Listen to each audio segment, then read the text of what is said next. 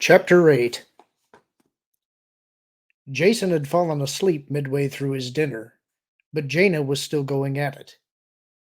Lying on her side, Leia shifted position as much as she could on the bed, without pulling out of her daughter's reach, and picked up her datapad again. By her own slightly fuzzy count, she'd tried at least 4 times to get through this page. Fifth time's the charm, she commented wryly to Jaina, stroking her daughter's head with her free hand. Jaina, with more immediate things on her mind, didn't respond.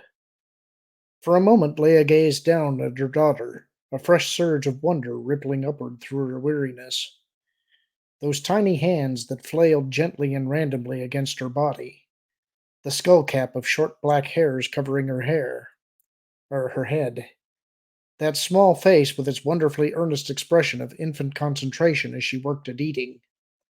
A brand new life, so fragile and yet so remarkably resilient. And she and Han had created it, had created both of them. Across the room, the door from the living area of their suite opened. "Hi, sweetheart," Han called quietly. "Everything all right?" "Fine," she murmured back. "We're just having another dinner." "They eat like starving Wookiees," Han said, crossing to the bed and giving the situation a quick scan. "Jason done already?" "Just wanted the snack, I guess," Leia said, craning her neck to look at the sleeping baby lying on the bed behind her. "He'll probably want the second course in an hour or so."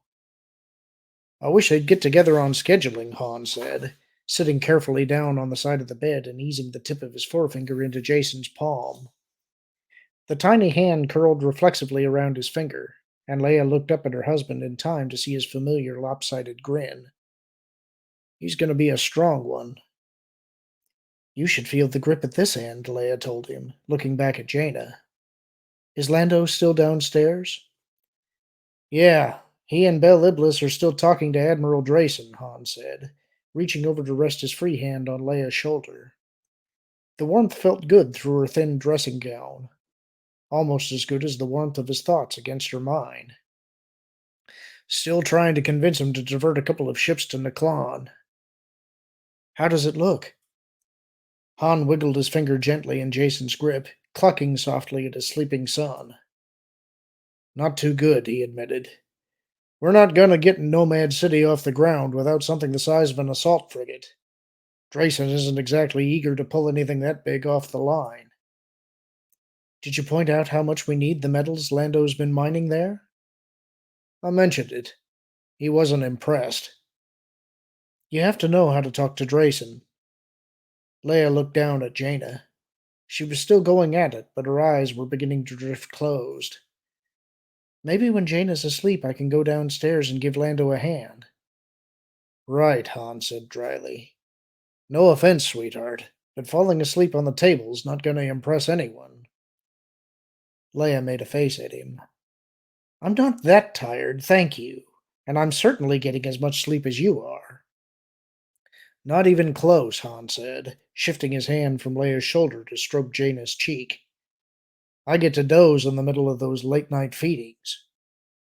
"You shouldn't be waking up for them at all," Leia said. "Winter or I could get the babies out of the crib just as well as you can." "Nice," Han said in mock indignation. You thought I was pretty handy to have around before the kids showed up. Now you don't need me anymore, huh? Just go ahead and toss me aside." "Of course I need you," Leia soothed him. "As long as most of the droids are out on defense duty and there are 2 babies who have to be changed, you'll always have a place here." "Oh, great," Han growled.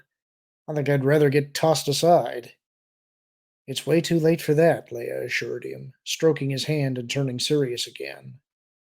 "I know you want to help, Han, and I really do appreciate it. I just feel guilty." "Well, don't," Han told her, taking her hand and squeezing it. "We old-time smugglers are used to strange hours, remember?" He glanced over at the door to Winter's room. "Winter gone to bed already?" "No, she hasn't come back up yet," Leia said, stretching her mind towards the empty room. As near as she could tell, it was indeed empty.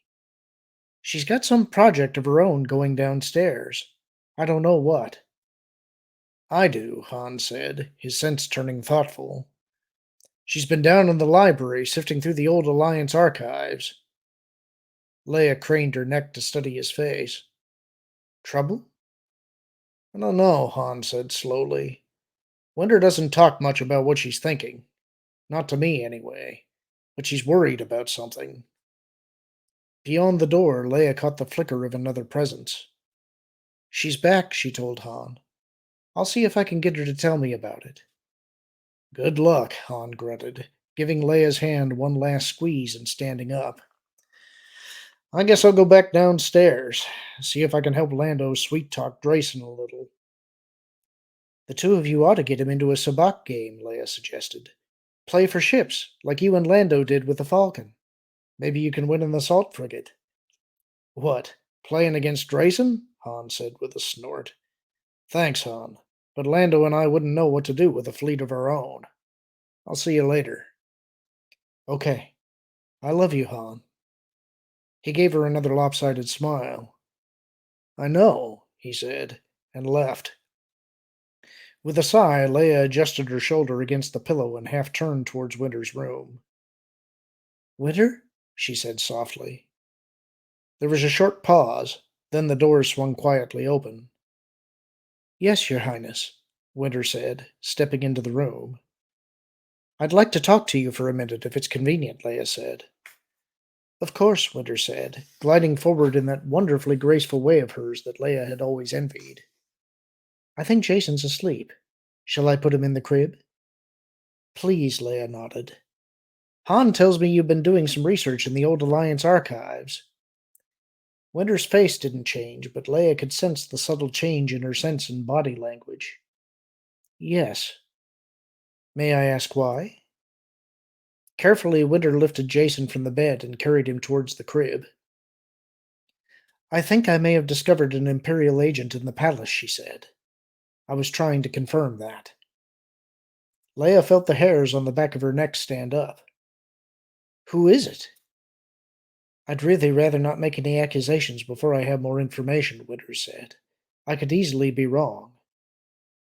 I appreciate your scruples, Leia said, but if you have an idea about this Delta Source information leak, we need to know about it right away. This isn't connected with Delta Source, Winter said, shaking her head. At least, not directly. She hasn't been here long enough for that. Leia frowned at her, trying to read her sense. There was a great deal of worry there, running squarely into an equally strong desire not to throw around hasty allegations. Is it Mara Jade? She asked. Winter hesitated. Yes, but again, I don't have any proof. What do you have? Not very much, Winter said, tucking the blankets carefully around Jason. Really only a short conversation with her when I was escorting her up from the medical section. She asked me what I did during the height of the rebellion, and I told her about my job with supply and procurement. She then identified me as Targeter. Leia thought back.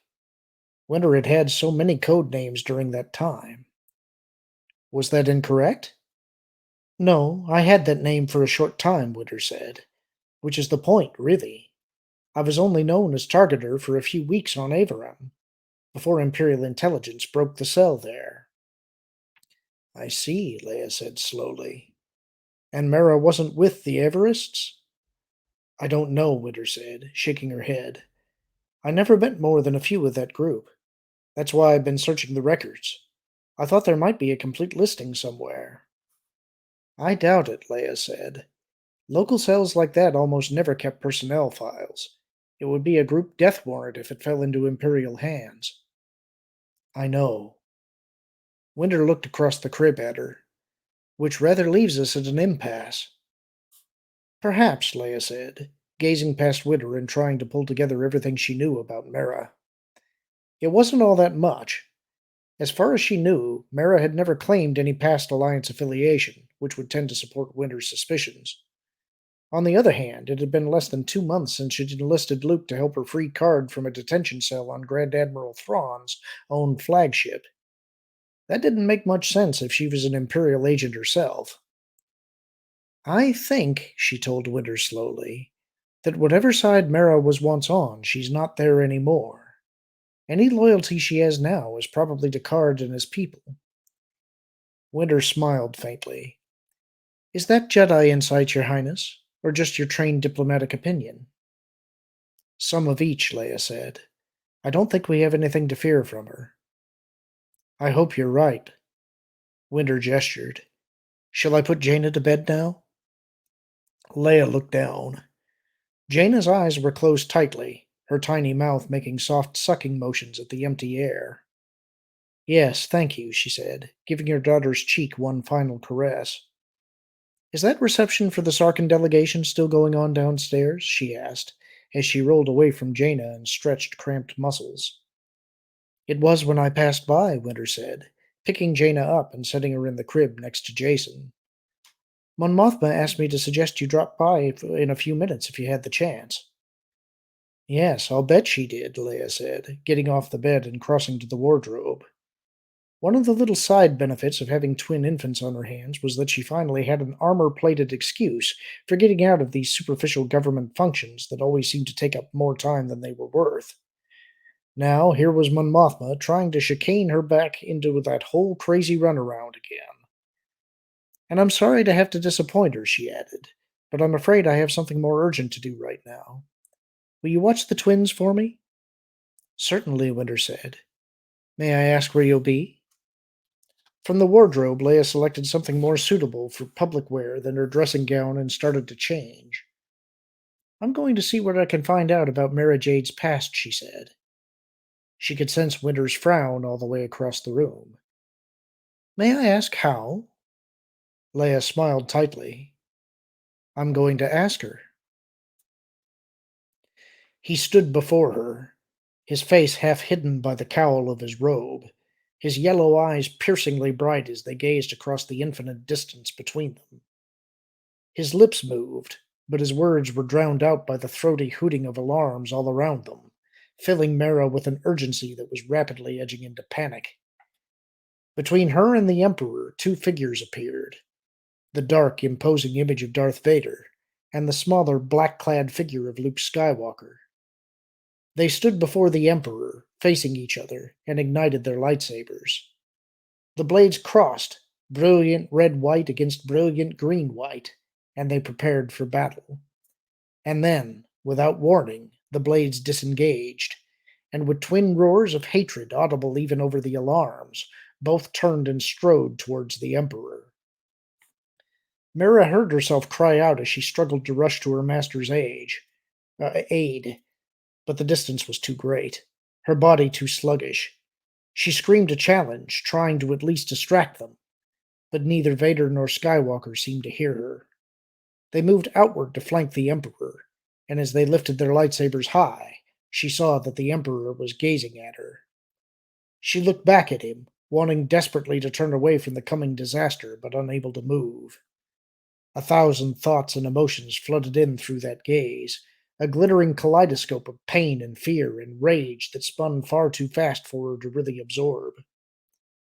The Emperor raised his hands, sending cascades of jagged blue-white lightning at his enemies.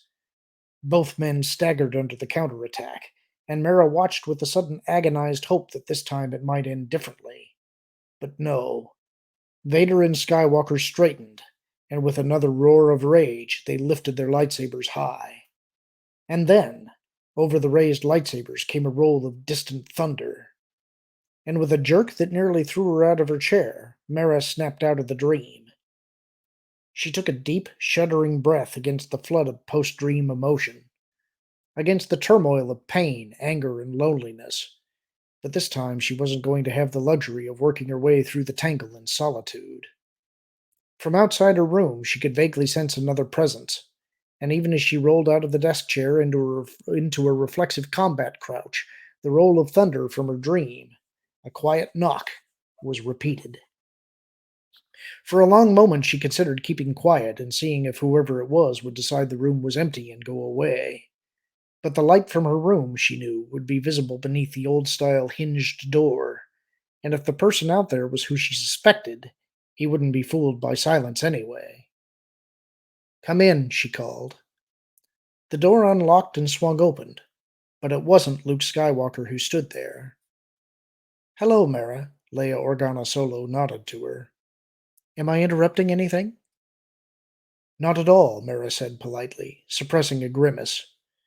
The last thing she wanted right now was company, particularly company that was in any way associated with Skywalker. But as long as she and Ghent were still stuck here, it wouldn't be smart to deliberately alienate someone of Organa Solo's influence. I was just reading some of the news reports from the battle regions. Please come in. Thank you, Organa Solo said, stepping past her into the suite. I was looking over those same reports a little while ago. Grand Admiral Thrawn is certainly justifying the late Emperor's confidence in his ability.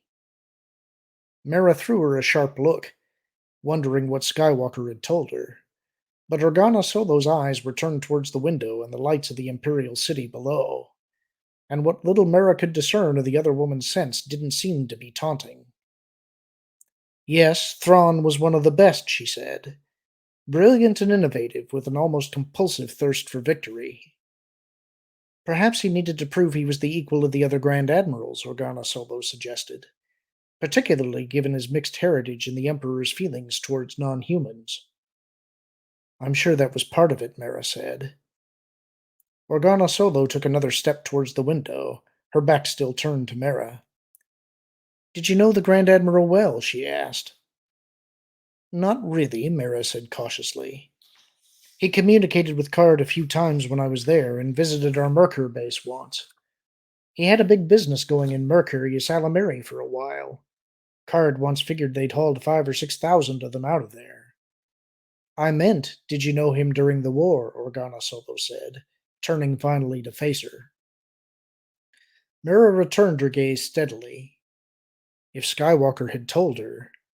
But if he'd told her, why wasn't Mira in a detention cell somewhere? No, Organa Solo had to be on a fishing expedition. Why should I have known Thrawn during the war? She countered. Organa Solo shrugged fractionally. There's been a suggestion made that you might have once served with the Empire. And you wanted to make sure before you locked me up? I wanted to see if you might have knowledge about the Grand Admiral we could use against him, Organa Solo corrected. Mira snorted. There isn't anything, she said. Not with Thrawn. He has no patterns, no favorite strategies, no discernible weaknesses.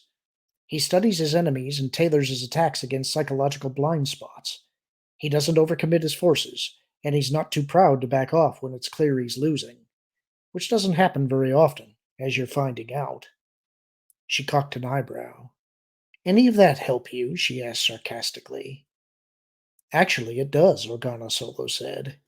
If we can identify the weaknesses he's planning to exploit, we might be able to anticipate the thrust of his attack. That's not going to be easy, Mara warned.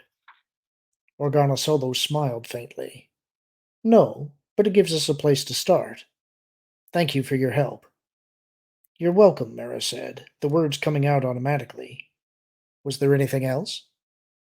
No, I don't think so, Organa Solo said, stepping away from the window and heading for the door.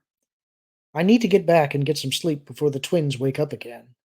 And you'll probably want to be going to bed soon, too. And I'm still free to move around the palace. Organa Solo smiled again. Of course. Whatever you did in the past, it's clear you're not serving with the Empire now. Good night. She turned to the door, reached for the handle. I'm going to kill your brother, Mara told her. Did he tell you that? Organa Solo stiffened, just noticeably, and Mara could sense the ripple of shock run through that Jedi-trained calmness. Her hand, on the door handle, dropped back to her side. No, he didn't, she said, her back still to Mara. May I ask why? He destroyed my life, Mara told her, feeling the old ache deep in her throat and wondering why she was even telling Organa Solo this. You're wrong. I didn't just serve with the Empire. I was a personal agent of the Emperor himself. He brought me here to Coruscant in the Imperial Palace and trained me to be an extension of his will across the galaxy. I could hear his voice from anywhere in the Empire, and I knew how to give his orders to anyone from a stormtrooper brigade all the way up to a Grand Moff. I had authority and power and a purpose in life. They knew me as the Emperor's hand, and they respected me the same way they did him. Your brother took all of that away from me. Organa Solo turned back to face her. I'm sorry, she said, but there was no other choice. The lives and freedom of billions of beings. I'm not going to debate the issue with you, Mara cut her off. You couldn't possibly understand what I've been through. A shadow of distant pain crossed Organa Solo's face. You're wrong, she said quietly. I understand very well. Mara glared at her, but it was a glare without any real force of hatred behind it. Leia Organa Solo of Alderaan, who'd been forced to watch as the first Death Star obliterated her entire world. At least you had a life to go to afterwards, she growled at last. You had the whole rebellion, more friends and allies than you could even count. I had no one. It must have been hard. I survived it, Mara said briefly. So now are you going to have me hauled off to detention? Those Alderanian cultured eyebrows lifted slightly. You keep suggesting that I should have you locked up. Is that what you want? I already told you what I want. I want to kill your brother. Do you? Organa Solo asked. Do you really? Mara smiled thinly. Bring him here and I'll prove it. Organa Solo studied her face, and Mara could feel the tenuous touch of her rudimentary Jedi senses as well. From what Luke's told me, it sounds like you've already had several chances to kill him, Organa Solo pointed out. You didn't take them. It wasn't from lack of intent, Mara said, but it was a thought that had been gnawing at her as well. I just keep getting into situations where I need him alive, but that'll change. Perhaps, Organa Solo said, her eyes still moving across Mara's face.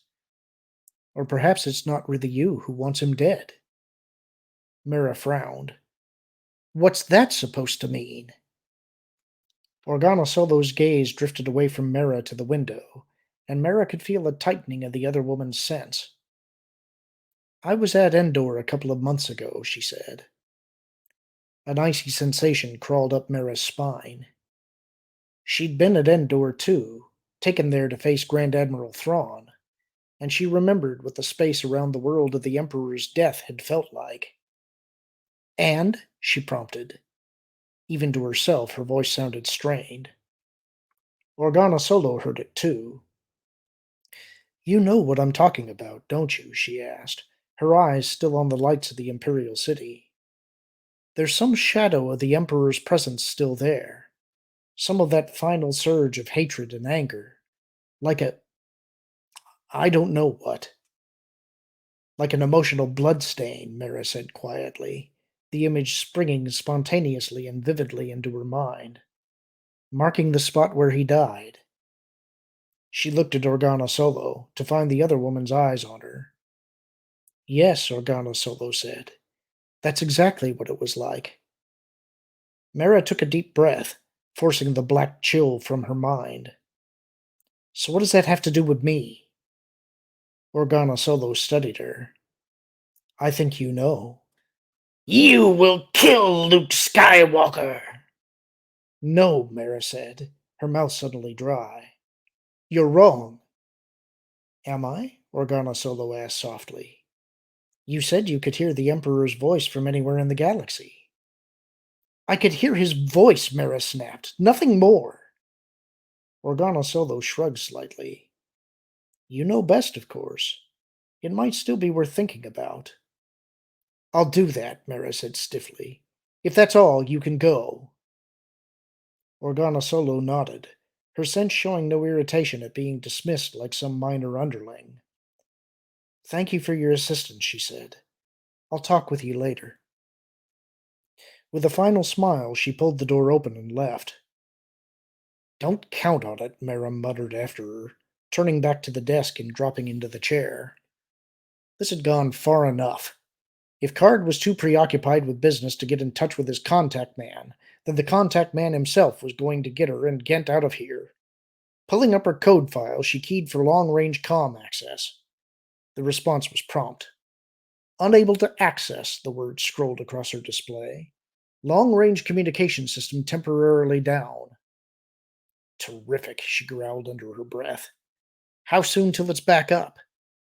Unable to determine. Repeating. Long range communication systems temporarily down. With a curse, she shut the terminal off. The whole universe seemed to be against her tonight. She picked up the datapad she'd been reading earlier, put it down again, and stood back up. It was late. She'd already fallen asleep once at her desk, and if she had any sense, she would just give it up and go to bed. Stepping across to the window, she leaned against the carved wooden frame and gazed out at the city lights stretching halfway to infinity, and tried to think. No, it was impossible. Impossible, absurd, and unthinkable. Organa Solo could waste as much breath as she wanted spinning these clever speculations of hers. After 5 years of living with this thing, Mara ought to know her own thoughts and feelings, ought to know what was real and what wasn't. And yet, the image of the dream rose up before her.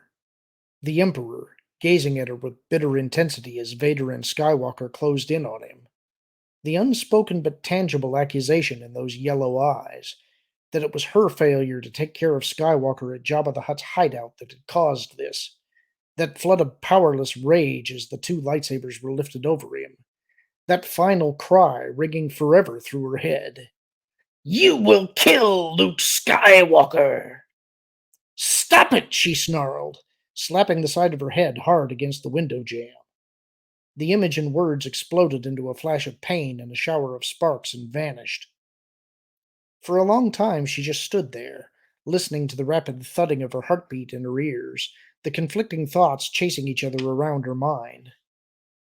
Certainly the Emperor would have wanted Skywalker dead, but Organa Solo was still wrong. She had to be.